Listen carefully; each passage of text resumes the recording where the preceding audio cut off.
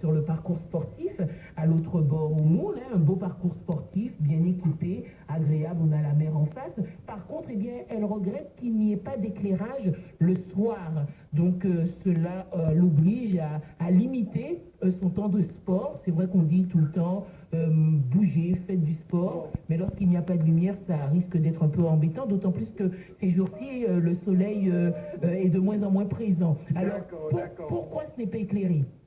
Alors, premièrement, je vais commencer une réunion, mais je vous réponds puisque j'ai vu votre appel. J'étais dans une réunion, je ne l'ai pas entendu. Alors maintenant, vous m'avez expliqué qu'un administré dit que le parcours sportif n'est pas éclairé. Je dis que le parcours sportif est éclairé depuis quelque temps. Mais premièrement, j'étais en métropole quand une dame m'a appelé et je lui ai répondu. Je lui ai dit de faire passer le message. Mais quand nous sommes allés, puisqu'on nous a dit que le parcours n'est pas éclairé, les services ont appelé pour pouvoir mettre des lampes. Et après, on a dû appeler le service DDF parce qu'on s'est rendu compte qu'il y avait du sabotage. Du sabotage. Il y avait du sabotage. Le sabotage où on a enlevé le compteur, on a enlevé les piles et donc mettre 2 lampes ou 3 lampes s'il en manquait, ce n'est pas le même coût de venir effectivement réparer quand on a enlevé le compteur. Voilà.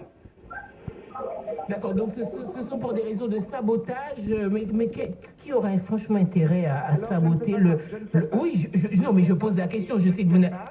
Mais quand j'ai entendu, il y a peut-être en début de semaine, j'étais en Guadeloupe, quand j'ai entendu quelqu'un parler, vous avez dit ça, hein, quelqu'un a parlé, donc tout de suite j'ai appelé le service technique, je suis resté étonné en disant, mais s'il manque de lampes, qu'est-ce que ça vous coûte d'aller le faire très rapidement? Et là, le responsable du service technique m'a dit, mais ce n'est pas ni une lampe ni 2 lampes, c'est qu'on a enlevé le compteur et il y a eu du sabotage dans le fil électrique.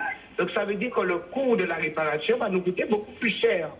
Voilà. Et forcément, c'est le contribuable.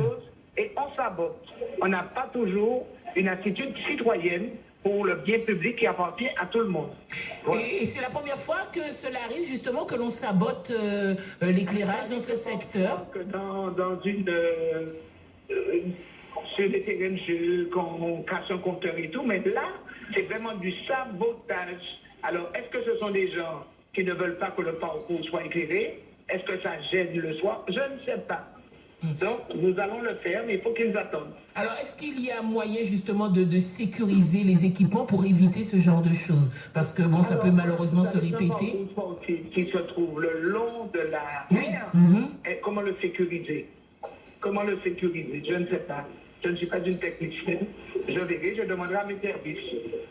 D'accord, merci. Mais ça arrive souvent qu'on vous dénude certains fils, qu'on vous enlève un compteur d'eau. Ça arrive, ça.